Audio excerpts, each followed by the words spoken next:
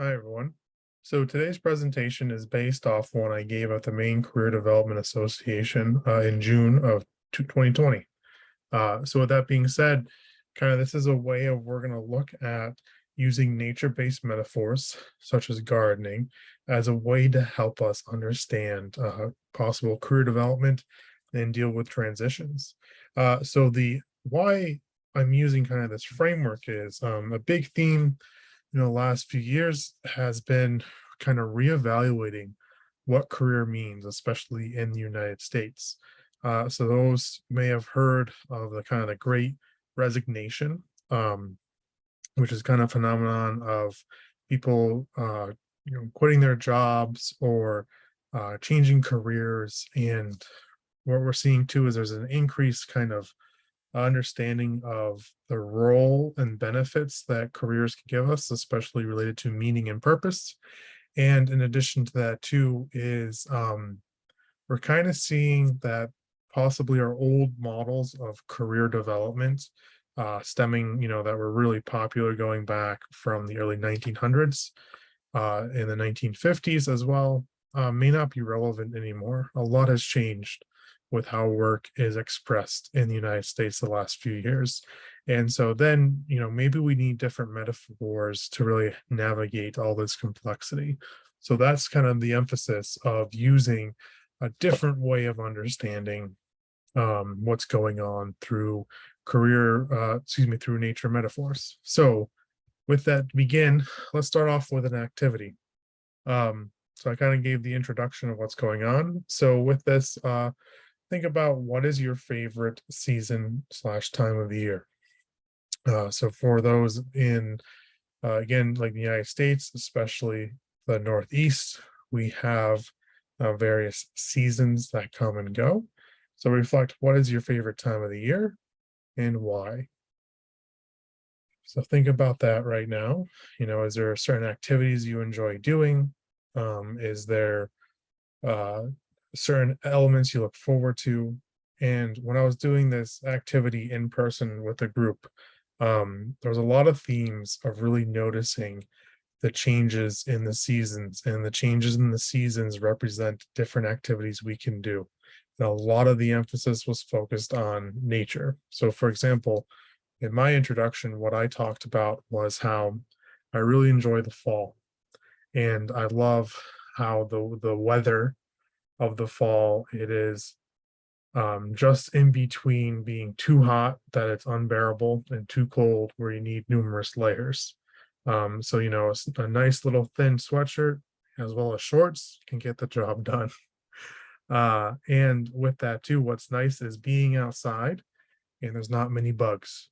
And I really enjoy football, um, love Halloween, and I think they're one of my favorite activities is, just smelling apples, all the various foods we can eat with apples. And I love growing pumpkins, and it's nice to see the harvest. So, and, think about your own experiences. And what we can see too is this activity kind of can help us step outside kind of the corporate office per se, because a lot of careers, especially for those who are interested in career counseling, tend to be in traditional office spaces or indoors. Now, that's the limitation with career development and career counseling. It's kind of, there's a lot of privilege in seeking out these services.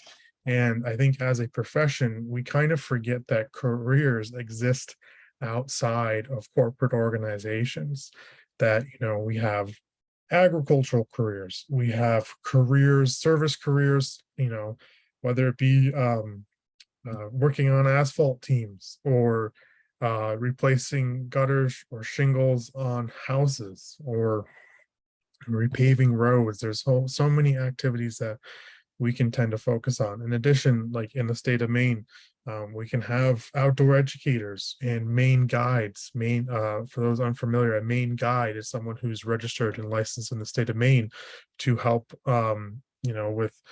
with outdoor trips. And so they lead, tourist and ecotourism trips and vacations, out in the wilderness of Maine, whether it be kayaking, hunting, fishing, even snowmobiling, etc. So there's so many elements and opportunities with this. In addition to what's also seems to be growing in the career development literature is the emphasis of seasonal work. Now, seasonal work can have so much different meanings.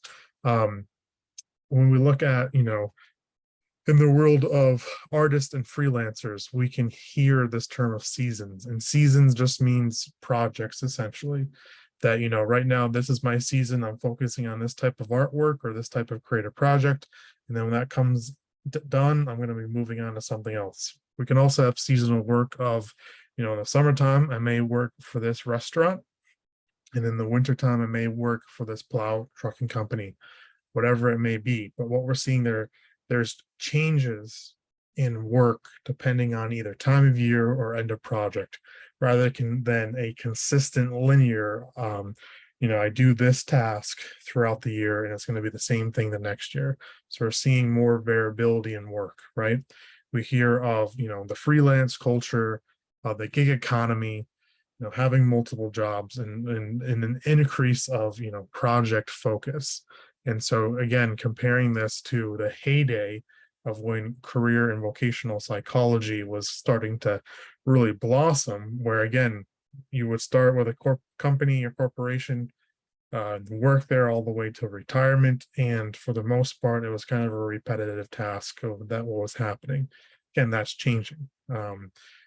Depending on the statistics we look at, someone can go through 7 to 11 different career changes throughout their life. And that's probably going to continue again, because the world of work is drastically changing and we're seeing more short-term work, more seasonal work, more gig or project-based work with this. So, as it kind of clear from the YouTube channel, I teach a lot about theory, especially psycho counseling. Well, I can't talk. Theories of psychotherapy and counseling, and even getting more into career theories and leadership theories. So I love theories. And when I was presenting this project, or excuse me, this presentation at the Maine Career Development Association, I talked about how, we can use, when we're working with people, to help them navigate career transitions or to understand, the chaos that is happening in society that's impacting careers. We can use a Jungian technique called circumambulation. So this fancy word, all it means is we're looking at a situation from different lenses or different angles, different perspectives. So if we look at the slide, we see that there's a bunch of different colors that are pointing in the same direction, the same circle. Now, depending where we are with where these colors are located, we're going to have a different perspective. So a lot of times in career counseling, a client comes to us and they have thought quite a bit about the issue, the problem, or the concern they have related to career. They may have even talked to other people about this and given different perspectives, and yet there's still that problem that is presenting for them. So we can still use different, we could add further directions to provide new knowledge and meaning. So we're going kind of in circles to really help understand what's happening. And this is the core of using nature-based metaphors to help with career transition. We're essentially just providing a different perspective, a different understanding of what's happening. And then with that change in perspective, we can increase new knowledge and new wisdom and see the problem into possibly a solution. So to start off with kind of that metaphor and using that circumambulation process, we can view careers comparing it to radishes and asparagus. So radishes, for those who have any experience gardening, farming, or growing plants, radishes are pretty easy to grow. And what I mean by that is you put them in the soil, they take very little maintenance, and they tell you when they're ready to pick because they pop out of the ground. And they grow rather quick. 30 to 40 days, maybe even more or less, depending on the species, varieties, and the climate you're growing in. Asparagus, on the other hand, take quite a lot of maintenance. They're perennials, which means that they will come back each year. And in order to receive a harvest or to collect, parts of the plant to eat, that can take anywhere from 2 to 3 years, depending on the variety. So it requires patience and quite a bit of maintenance. However, we can receive a pretty significant yield as the years go by. So connecting this career development, some careers are going to take, we're going to see quick results with a little bit of effort from the get-go, where others are going to take some more patience and long-term investment in order to receive, the growth of that career. And so when we're applying this, when working with clients or students in a career setting, it's important to understand what are they looking for. Do they want a career that is going to take some time, or they want to see the results right away? And in addition to, what can happen sometimes is we may have the expectation or the need for quick results, but really we're growing asparagus rather than radish, but we wish the asparagus was ready now. So in connecting to this, to the real world, it's real common when working with college students where but we don't see, like, being in school for 4 years and possibly even more, because the increase of graduate degree requirements it's very hard to be in school, and students can struggle without having a reward, right? It takes 4 years for that diploma to happen. Now what's fantastic with micro credentialing, internships, and other kind of training development throughout those 4 years can give a greater sense of accomplishment and see the fruits of their labor. But it can sometimes, just using this framework to help people understand, like, the patience that may be required, the investment that may be required, and even understanding, like, what do we want to grow. And what I mean by that, like, when you're learning how to do gardening for the first time, a lot of the books and advice you get is grow what you're going to eat. So if you don't like radishes, then it doesn't really make sense to grow them. On the other hand, if you really like asparagus, having that motivation to grow something you're going to eat can actually give you the energy, the inspiration to go through the patience and the maintenance that's required to grow the asparagus. So sticking with various kind of metaphors we can use too. So in the world of agriculture and gardening, we see monoculture, which also we can describe as conventional, and polyculture. And how we can apply this to career is the specialist versus the generalist. So benefits of monoculture, or being a specialist, is empirically based, means we've done a lot of research and we know that, okay, if you want to grow corn, you're going to take these specific steps, use this specific corn, plant in this specific environment, add these specific amendments, fertilizers, or pest control elements, and you're going to grow a specific yield. And we can happen rather quickly, right? There can be an important return of investment. The problem, though, with monoculture is if something happens to that corn, we don't really have anything to replace it.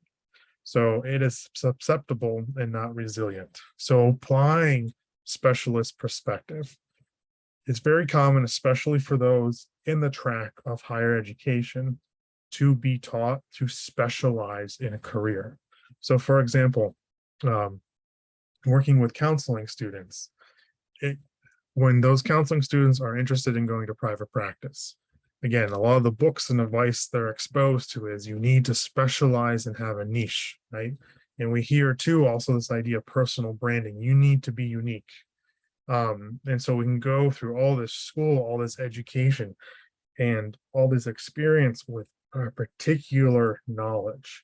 That works fantastic, right? If we want to have a name for ourselves, and also we can get a pretty quick return of investments and a higher yield. But if something happens to us, whether we're no longer interested in that specialty, or that specialty is no longer relevant to society, or something has drastically changed, we're susceptible for our career being impacted. So it's not resilient.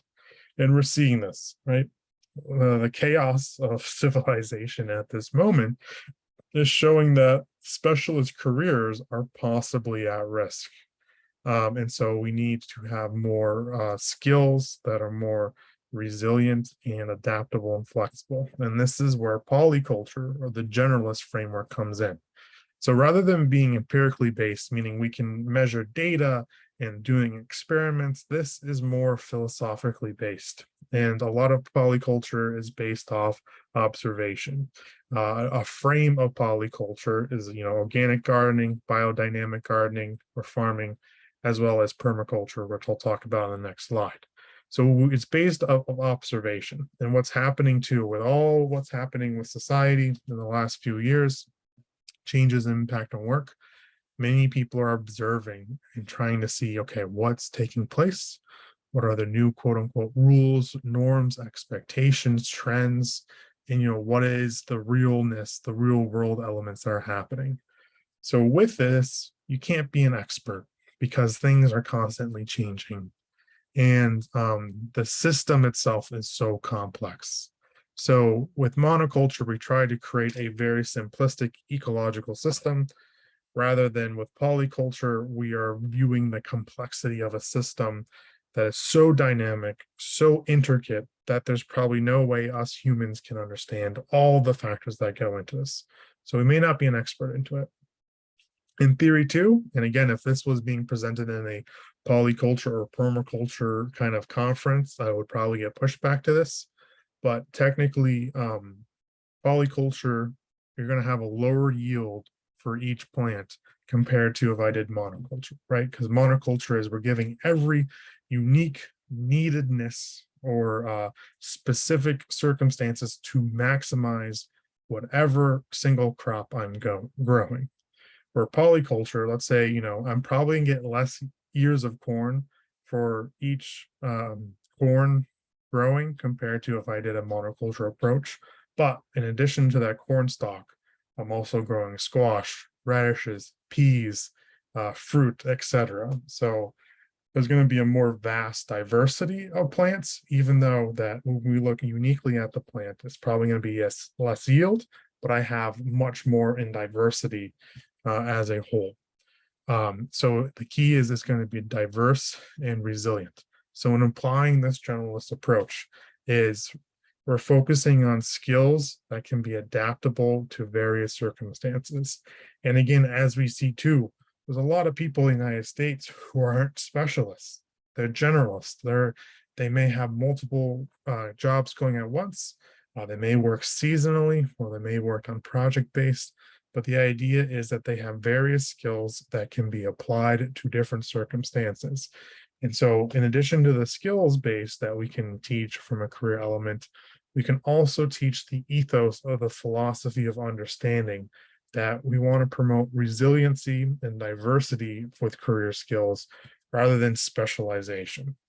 Now, the thing to remember too is they're both needed. What's great is there's going to be certain careers that the specialist track works, right? Still with science, medicine, specialist track is the way to go. But other times too, we're going to see people that, listen, college may not be what they want. They may want more different kind of approaches. They maybe want to be their own boss. They may want to be an influencer, whatever it may want to be. And then that way, a more polyculture or generalist approach may fit more their career direction. So the biggest thing to take away with all this is we don't want to put people in categories. As career professionals, what we want to understand is there's different paths, different philosophies, and what's really helpful is having the client apply the philosophy that connects to what they want out of their career. So if all I want to do is eat corn or make a ton of money off of growing corn per se, then the specialist is the way to go. But if I want to have, a variety of fruits and vegetables, then maybe a generalist approach is the way to go. So with this, permaculture is a polyculture approach. Again, it's philosophy based. There's an ethos or understanding worldview to kind of make sense of things. And I connected basically some of the permaculture principles and applied that to career development. Now, all these permaculture principles are applicable to career, but these are ones that kind of stuck out to me. So the first is observe and interact. And what I mean by first is just the first on the list. It doesn't necessarily mean an order you have to go into. But if we want to develop a more generalist approach for our clientele, we can use these kind of principles to kind of paint that framework. So we want to observe what's happening that's going on. It could be the micro and macro observation, what's happening in the world, what's happening in society, what's happening locally, what's happening in my place of work, what's even happening with me, what are my interests, how do I feel with this or that, and I want to interact with it, right? So we can learn so much by being and experiencing a certain environment. That goes back to the classic like internship apprentice model, informational interviewing. But what happens quite a bit too is, and this is how my career journey started, is I may hear of a career and it may sound really good on paper, but I don't know whether that's a good fit until I really interact with it, get to know it, experience it from different angles, a circumambulation component. So we want to observe, we want to interact. It's also about connecting with others. So that's connecting with our community and connecting with our environment. Again, that could be informational interviewing, networking. We're going to see some overlap between observe and interact. What I really appreciate too applying this model with career is each element has multiple purposes and functions. Again, it's not specialist, it's generalist. So if some of you may be familiar with Mark Savickas' career construction interview, what he's most famous for, kind of postmodern career development and career counseling. And in 2015, I saw Savickas speak at the American Counseling Association conference that was actually located in Montreal, Canada. But Savickas was asked, if you had to give like really quick career advice to someone, what would it be? And he said, whatever you do or choose or make, whatever decision you make, it should have 3 reasons to it. And what he meant by that is at least I'm doing this thing because of point A, point B, and point C. So there should be multiple purposes and functions of whatever we choose to do. So career, if I'm using Adlerian perspective, career in itself promotes love, work, and friendship. Love is the passion for the job. Work, it gives us meaning and purpose. And friendship is there's a lot of social connection that can occur through being in work. Again, in hearing kind of people's stories in the last 2 years, kind of the increase, the virtualness, we've kind of realized the things that we lost that we didn't really understand we had until they were gone. But that friendshipness, that downtime in between meetings where we could build connections, where now, and I experience this quite a bit too, with Zoom, we're going from meeting to meeting, and we may not be having conversations in the hallways anymore. We may not be having small moments to, where we can interact or small talk or get to know each other. I've also noticed too how important the drive to work for me was beneficial. Just having that moment to listen to music and kind of decompress, either going to work or back home, has kind of been lost now with the virtualness that's happened. So again, this kind of really stresses that many things can have multiple purposes and functions, and we want to pick something that has that rather than something that only has one return with it. That also connects us to diversity. So we diversify use and value, right? So again, it's all about having multiple meanings, multiple purposes, multiple benefits, because as something happens to one of those domains, we can still have other domains to utilize, to receive benefit from, and even to help us get over the recent changes. I also like this idea of make the least change for greatest effect. So when you look into permaculture, a common recommendation is if you're going to apply this to your own property, you start either with the front door or back door first, right? The least change for greatest effect. What that means, why we do that is you're probably going to give more attention to elements that are closer to your front door, even if it's like one tomato plant, compared to if you had, 3 acres of garden, but that was like 5 miles away, right? Because you're going to constantly be leaving and entering your door, and you're going to be more likely to interact with that environment. And so the biggest thing when we look at change development, the least change first for greatest effect. So with that too, we're going to turn problems into solutions. So we look at the problem and we can reframe it. We're going to design with immediate and long-term returns in mind, and making mistakes is a sign you're trying to do things better. And what I really appreciate by permaculture is returning surplus. So what this means for career development is, we all did not do this in a vacuum. Our career and how we got to a certain place has greatly been assisted by others. So it's important to understand that we would not be where we are without the assistance of others. So therefore, when we do have the privilege and opportunity to help others along, that is probably the best ethical thing to do. We're returning surplus.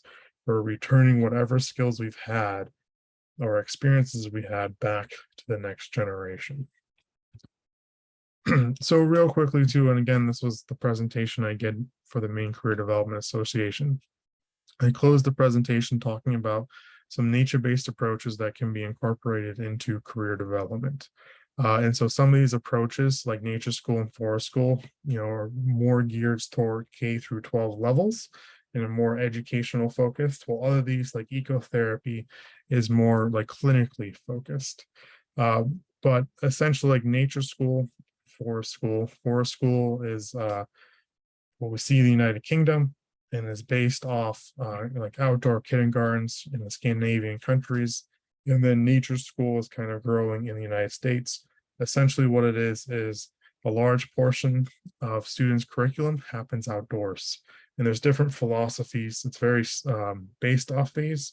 It's very what we call student-centered. So students can take a lot of charge in their own learning and development. And again, from a career development standpoint, this is a great opportunity for students to not only learn about themselves, but have skills that can be replicable outside of the classroom. In addition to that too, because of that student-centered discovery and even challenge that occurs through outdoors, they're increasing their competency to know that they can overcome obstacles and barriers. So they're increasing their self-confidence. So ecotherapy is more of a clinical focus, where we're doing, psychotherapy and counseling outside. The nature is what we call a co-leader or the co-therapist. And what that means is nature is the container where a person can really kind of feel reconnected to the environment, and also the experiences that are happening outside can kind of reconnect or be metaphors for the person to understand and learn about themselves. So that's that circumambulation piece. So like, there's many different experiences we can have, but we can learn about ourselves by being open to what's happening in nature, observe and interact. So adventure-based and outdoor leadership is quite common in the United States. You may have even experienced this where, you do a ropes course or some sort of team building activity outside. Again, kind of popular in corporate settings, and it can promote teamwork and interaction, which we know can be helpful in career development. Again, it can increase self-knowledge, increase skill-based, increase, connection, confidence in self to overcome barriers. Horticulture therapy is essentially gardening, therapeutic benefits of gardening. Care farming is using the kind of vocational elements of a farm to help people, whether with rehabilitation needs, mental health needs, and even vocational needs. So there's some care farms in the United States that's focusing with children with intellectual disabilities who have maybe graduated from high school. And unfortunately, in the United States, in some areas, we don't really have resources for these students once they do graduate high school. And so care farming can be a place where they still have support and need, but also a place where they can have meaning and purpose through the world of work, through the world of working on projects, being out in nature, seeing, completing things, and getting the reward and kind of that self-confidence when we do complete a project, right? Like there's something that's very hard to put in words, but after multiple months of, growing a certain vegetable and then finally having that vegetable in my hand, there's a sense of proudness that is very hard to find. And so we can have those proudness experiences through seeing the fruits of our efforts with this. So care farming is an element of that. In addition to animal assisted therapies, this could be having dogs at work to help reduce stress or anxiety, equine therapy. There's even bee therapy, BEE, where people can practice emotional regulation, because in theory, bees may be, if you're anxious, you actually may cause the bees to be anxious. So it's like a biofeedback element. I don't know too much about bee therapy besides the thing I said, but I know equine, that's working with horses, can also have a similar approach. All right, so that's that. Again, this was kind of I just wanted to share kind of a presentation I did at the Maine Career Development Association. And the real takeaway message is we can learn a lot, and we can use nature-based metaphors to help people with their career development with this. So it's kind of a passion project of mine. I hope you enjoyed it, and I hope you have a good rest of your day. Thank you, and have a good day.